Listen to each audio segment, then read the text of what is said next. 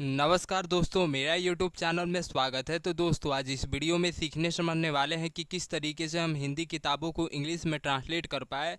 तो आइए समझते हैं। यहाँ पे लिखा है गुरु शिष्य संबंध, तो इसका मीनिंग होगा गुरु। शिष्य का मीनिंग होगा डिसाइपल।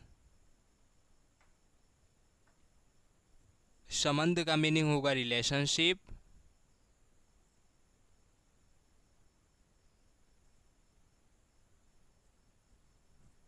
रिलेशनशिप। अब देखिए, अब आगे पढ़ते हैं। यहाँ पे लिखा है गुरु शिष्य संबंध वैदिक काल में निष्पक्ष, मधुर एवं समानता के सिद्धांत पर आधारित थे। फ्रेंड्स, ये आपका पास्ट का जिक्र कर रहा है। अब आइए चेक करते हैं कि ये सेंटेंस आपका सिंपल सेंटेंस है कि असर्टिव सेंटेंस है कि इंट्रोगेटिव सेंटेंस है कि इंपरेटिव सेंटेंस है कि एक्सक्लेमेटरी सेंटेंस है। क्योंकि ये जब आप चेक करेंगे तभी आप इसके मदद से आप सेंटेंस को कैटेगरी कर पाएंगे। यानी तो देखिए कि गुरु शिष्य संबंध वैदिक काल में निष्पक्ष, मधुर एवं समानता के सिद्धांत पर आधारित थे। फ्रेंड्स, इसमें कहीं भी आपका एक्शन वर्ब नहीं है। जब एक्शन वर्ब नहीं है तो ये आपका असर्टिव यानी कि अफर्मेटिव या निगेटिव सेंटेंस हो ही नहीं सकता। क्योंकि जो असर्टिव सेंटेंस होता है उसमें एक्शन वर्ब आता है। जिस जिस सेंटेंस में एक्शन वर्ब नहीं आता है वो होता है आपका सिंपल सेंटेंस। क्योंकि जो सिंपल सेंटेंस होता है उस सिंपल सेंटेंस में हम सब्जेक्ट के बारे में कुछ एडिशनल इंफॉर्मेशन देते हैं। तो आइए चेक करते हैं कि क्या इस सब्जेक्ट के बारे में एडिशनल इंफॉर्मेशन दिया जा रहा है।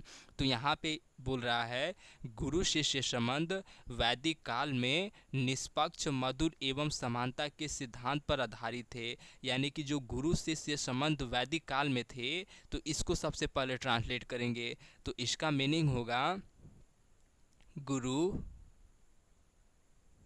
शिष्य का मीनिंग होता है डिसाइपल।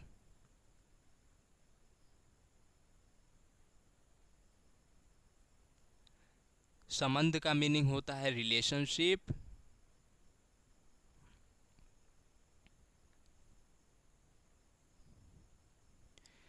वैदिक काल में, इन वैदिक पीरियड, इन द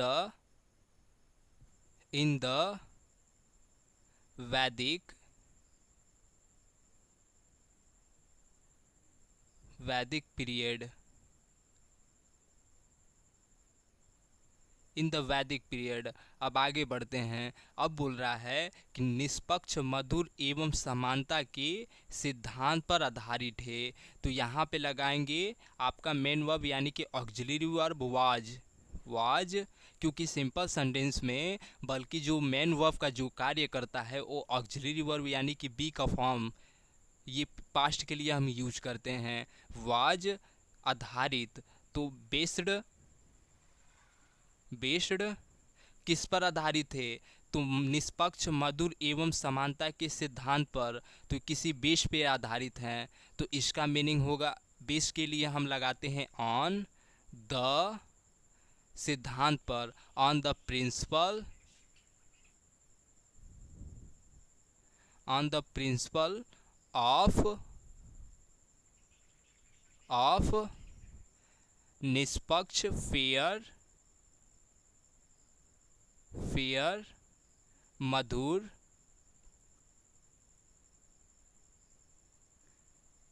एवं का मीनिंग होगा एंड, समानता का मीनिंग होगा इक्वालिटी।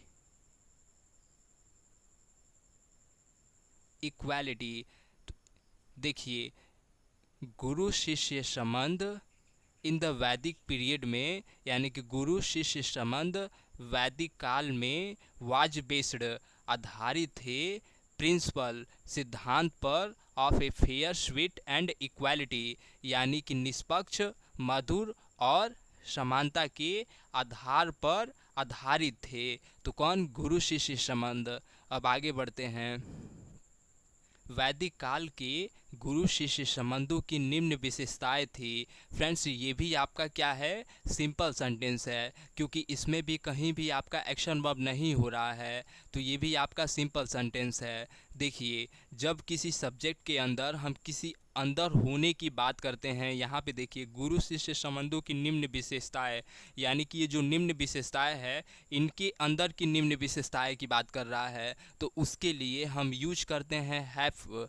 तो हम प्रेजेंट के लिए हैव यूज करते हैं और पास्ट के लिए आप हैड यूज करते हैं। तो वैदिक काल के गुरु शिष्य संबंध, तो इसका मीनिंग होगा गुरु, द गुरु,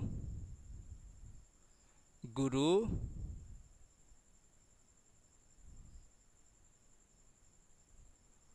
डिसाइपल, डिसाइपल संबंधों, संबंधों का मीनिंग होगा रिलेशंस, रिलेशंस क्या थे, वैदिक काल के गुरु शिष्य संबंधों, तो ऑफ द वैदिक पीरियड, ऑफ द वैदिक वैदिक पीरियड,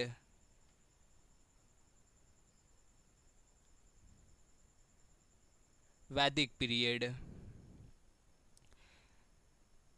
वैदिक काल के गुरु शिष्य संबंध, गुरु शिष्य संबंध वैदिक काल के की निम्न विशेषताएं थी। हैड क्या थी, निम्न विशेषताएं, the following,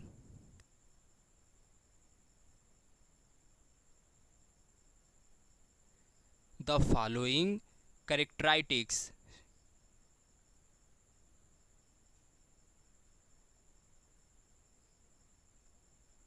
characteristics, characteristics means होता है विशेषताएं, फॉलोइंग मतलब होता है निम्न, पीरियड।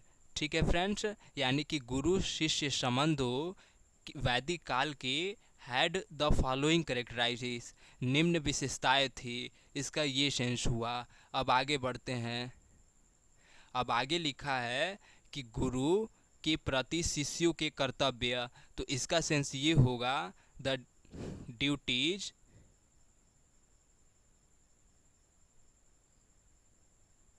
ड्यूटीज ऑफ द शिष्यों, शिष्यों का disciple, disciple toward, towards, towards the गुरु, क्योंकि गुरु यहाँ पे डेफिनेट है। गुरु शिष्य प्रातः काल उठकर अपने गुरु की चरण स्पर्श करता था।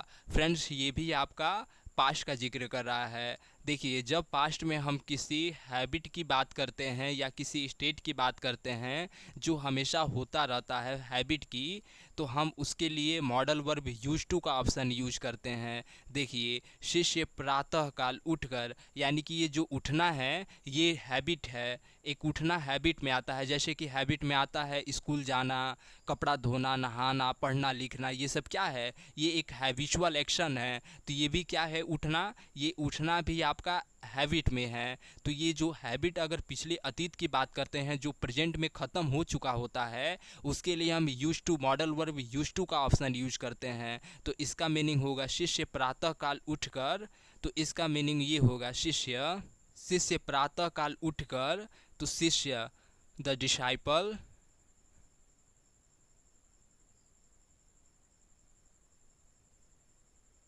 the disciple used to